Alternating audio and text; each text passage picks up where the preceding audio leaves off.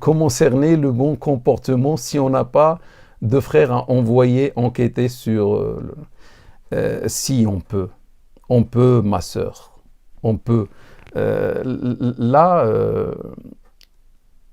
donc, ma sœur ou mon frère voulait construire une maison, un pavillon. Vous allez prendre la décision en une journée. Vous devez faire le tour des constructeurs. Vous devez comparer, vous devez poser des questions sur les communes où on va chercher le terrain. Est-ce que c'est une zone inondable? Est-ce que je ne sais pas quoi? On pense à 1000 choses pour une maison. Et la femme, c'est pas une maison, la femme, ou le mari. C'est pas une maison, c'est plus qu'une maison, c'est plus. Donc pour une maison, parfois on va tourner pendant une année et on va partir. Tu veux acheter, par exemple, une maison ou un terrain pour construire une maison, tu dois partir l'automne pour voir comment c'est, tu dois partir en hiver pour voir comment c'est, etc. Tu dois partir en été pour voir comment c'est, etc. Parce que tu peux acheter un terrain en allant dans une saison, mais dans une autre saison, c'est mauvais. Donc il faut voir les voisins, il faut voir beaucoup de choses. Mais le mariage, tu penses que ça y est un coup de cœur? Non, il n'y a pas de coup de cœur. Je coupe le coup de cœur. C'est vrai le cœur, mais la raison aussi. Surtout la raison et la religion. Donc je ne peux pas me marier avec n'importe qui. Je dois bien le connaître et ça doit prendre du temps pour faire une enquête sur lui. Et lui aussi, il va faire une enquête sur elle. On ne peut pas se marier comme ça. Mais c'est le suicide. Hein. Se marier avec l'inconnu qui m'a montré un sourire ou qui m'a dit un joli mot, je t'aime, ou je sais pas quoi, ou je pense à toi, ou j'arrive pas à dormir si je te vois pas, ou si je te lis pas. Non, c'est pas ça. Non, il faut bien faire une enquête. Et le prophète sallallahu alayhi wa sallam, quelqu'un lui dit, je me suis marié, lui dit, tu l'as vu? Il a dit non, il a dit va. Et regarde là. Et on rapporte que cet homme-là se cachait derrière les arbres, se cachait derrière les murs pour voir la femme, etc. Alors qu'il sait, ça y est, il a fait les fiançailles. Le prophète nous dit, va et regarde là. Et la même chose. Autrefois, le père faisait une enquête sur les gens. On peut poser la question aux gens de la mosquée, les voisins, l'épicier qui est face à lui, ses amis, etc., etc. Et entre nous, si quelqu'un nous pose une question sur un frère qu'on connaît ou une sœur, et c'est pour le mariage, on doit lui dire la vérité. Même si c'est un frère, même si c'est un ami, on doit dire la vérité. Parce que ça devient un témoignage. Et Dieu nous posera une question sur le témoignage. Je peux pas envoyer une sœur à l'enfer, parce que c'est mon ami.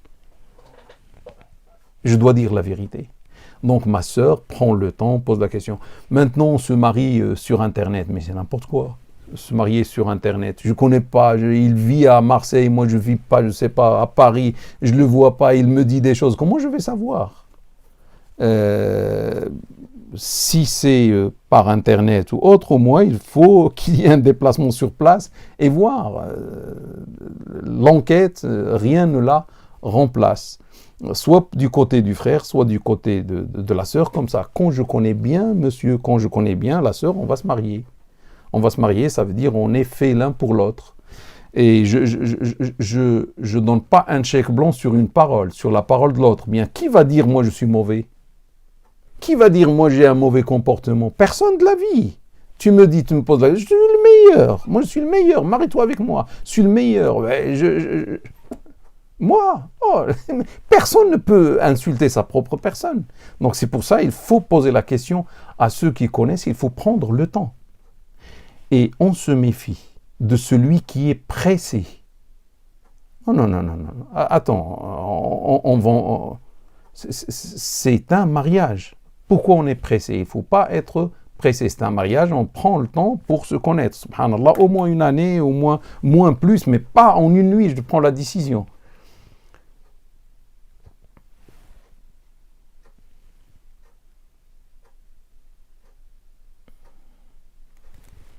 Qu'est-ce qu'un bon comportement? Sachez, je pense que c'est une sœur qui a posé cette question.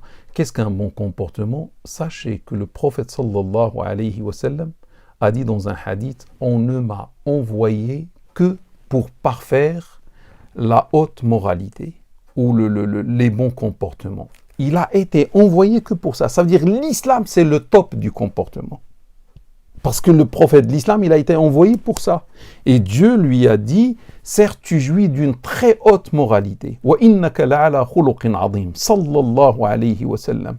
Lui, il a excellé. Subhanallah, chaque prophète, Dieu lui a dit, dans ce domaine, tu es excellent. Mais le prophète lui dit, dans tous les domaines, tu es l'excellent. Allahumma salli wa sallim wa barik ala sayyidina Muhammad. Tu jouis certes d'une très haute moralité. Le bon comportement, c'est est-ce qu'il insulte? Est-ce qu'il frappe? Est-ce qu'il s'énerve facilement? Et lorsqu'il s'énerve, qu'est-ce qu'il fait? Imagine, je me marie avec un homme, lorsqu'il s'énerve, il va casser la maison. Donc, c'est grave, je suis mal parti. Donc, le bon comportement, c'est le bon islam. C'est quelqu'un qui ressent la présence de Dieu avec lui.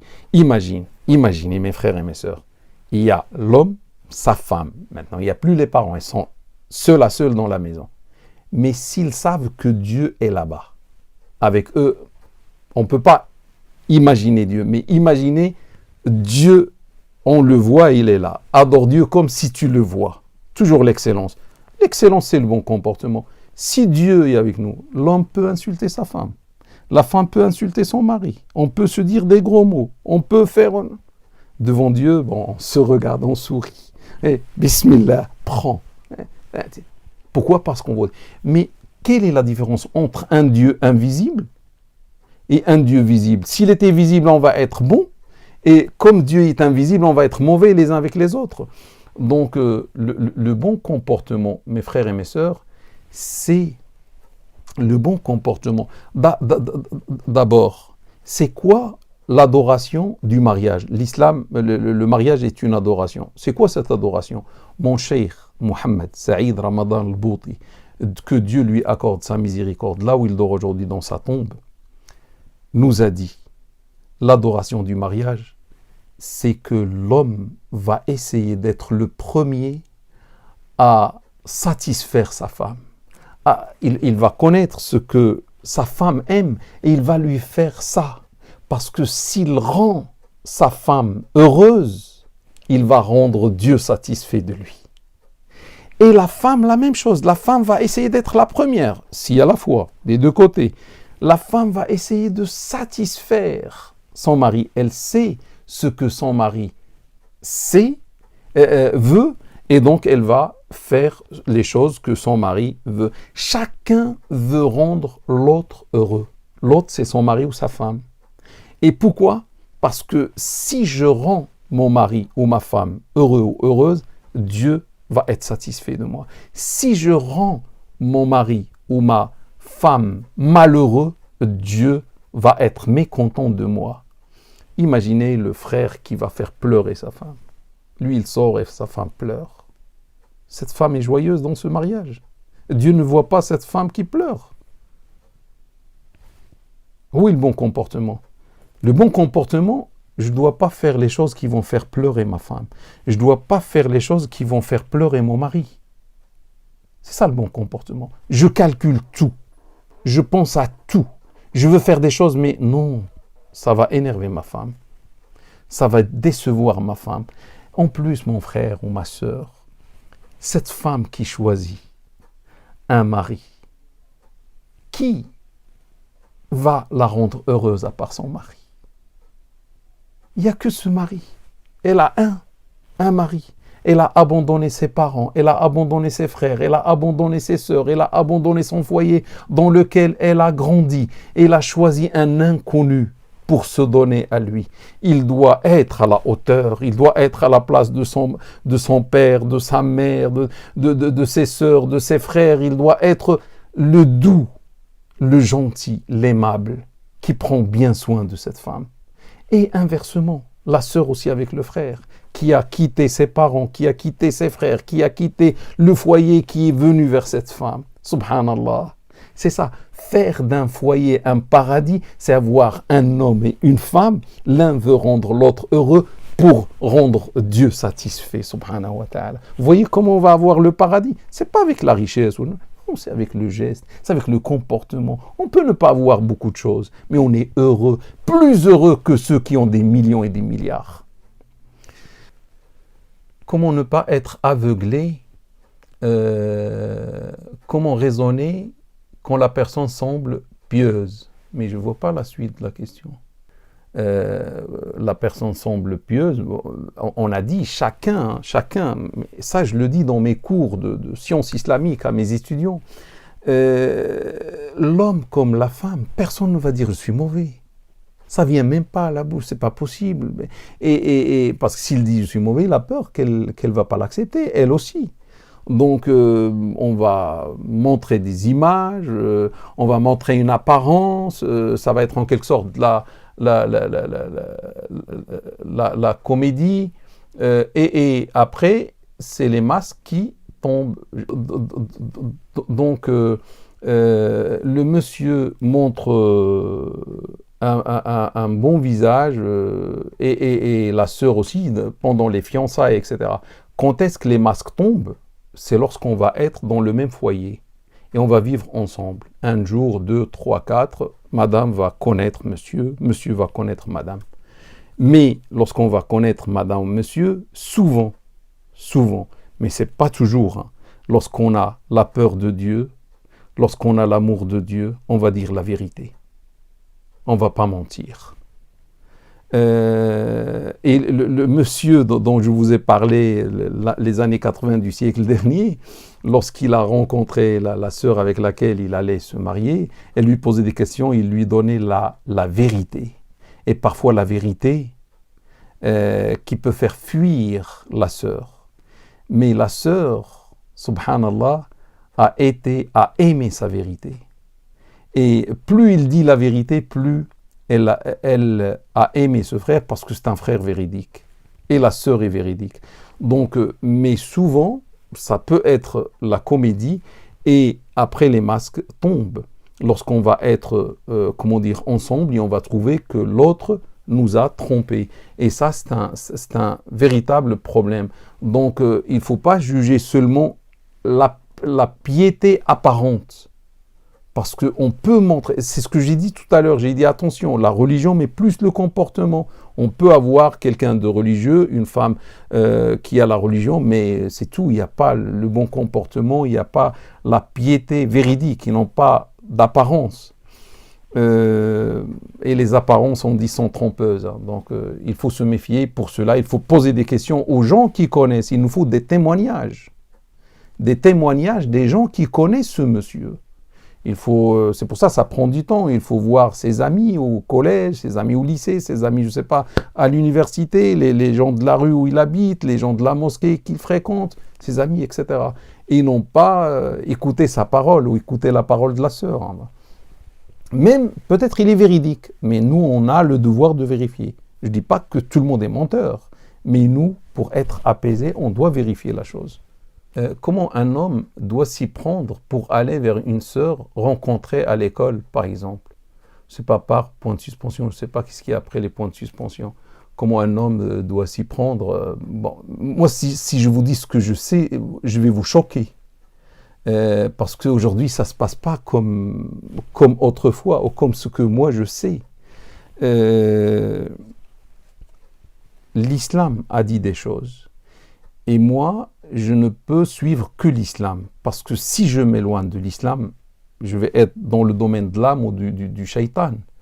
Une sœur, je m'intéresse à une sœur, je vois une sœur, ça m'intéresse, etc. Son aspect, sa religion, de loin, de l'apparence. D'abord, je dois faire une enquête sur elle. On a dit, on pose la question à plusieurs personnes, sans lui dire à elle, normalement. Mais la sœur peut travailler avec moi, peut être dans le travail, par exemple, ou à l'école, ou à l'université. Là, je la connais, je ne vais pas poser la question, parce que je la connais bien. Ça fait 2 ans qu'elle travaille avec moi, ou 3 ans, je sais pas, je connais qu'est-ce qu'elle pense, comment elle réfléchit. Je la vois de près, mais j'ai jamais dit quelque chose. Donc là, bah, je vais lui dire peut-être un mot comme quoi je veux me marier avec toi. C'est pas je veux une connaissance ou je veux une amitié. Non, non, c'est un mariage. Est-ce que, ma sœur, tu peux me donner le numéro de téléphone de ton père, de ton tuteur? Parce que là, je m'adresse aux sœurs. Si quelqu'un, franchement, veut le halal, il doit entrer à la maison par la porte et non pas par la fenêtre. La porte, Dieu dit, le prophète dit, le tuteur c'est le père. On se connaissait au travail, à les études, etc. Jamais tu m'as parlé que tu t'intéressais à moi, le mariage. Maintenant que tu veux te marier, je ne suis pas sans famille.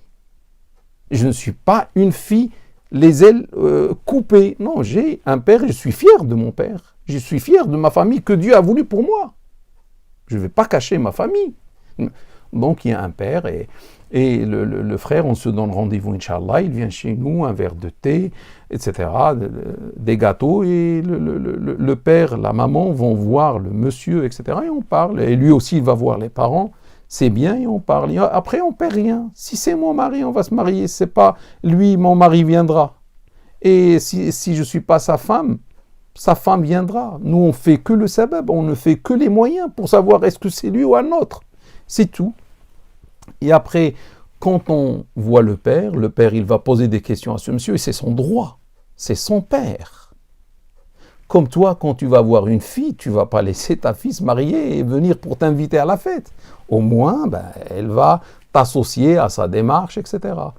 Lorsque le frère va voir le père et le père le voit, et si le père donne son accord, après, il va dire, pour moi, il n'y a pas de problème, le frère remplit les conditions, c'est un musulman, je vois apparemment, il y a un bon comportement, le père peut faire une enquête sur le frère, ou la sœur a déjà fait son enquête parce qu'il travaille avec elle, ou il était à l'école avec elle, etc. Et peut-être une enquête rapide, et à ce moment-là, les deux peuvent parler, le frère avec la sœur peuvent parler entre eux, à la maison, Inch'Allah. Bon, il vient, il y a le salon, le séjour, je ne sais pas, ils vont s'asseoir et parler le temps qu'ils veulent. On les laisse seuls, ils parlent. Bon, on sait que la porte est ouverte, le père est là, la mère est là, je ne sais pas, la cuisine ou autre, et eux, ils parlent. Et c'est bien, ça, on rentre dans un autre sujet, c'est la discrétion. C'est bien d'être, ma sœur, discrète dans tout cela, parce que si on veut, le professeur nous dit que pour réussir un projet, c'est bien d'être discret, que le projet ne soit pas connu par les gens, parce qu'il y a le mauvais œil, il y a beaucoup de choses. C'est pas qu'est-ce qui peut se passer.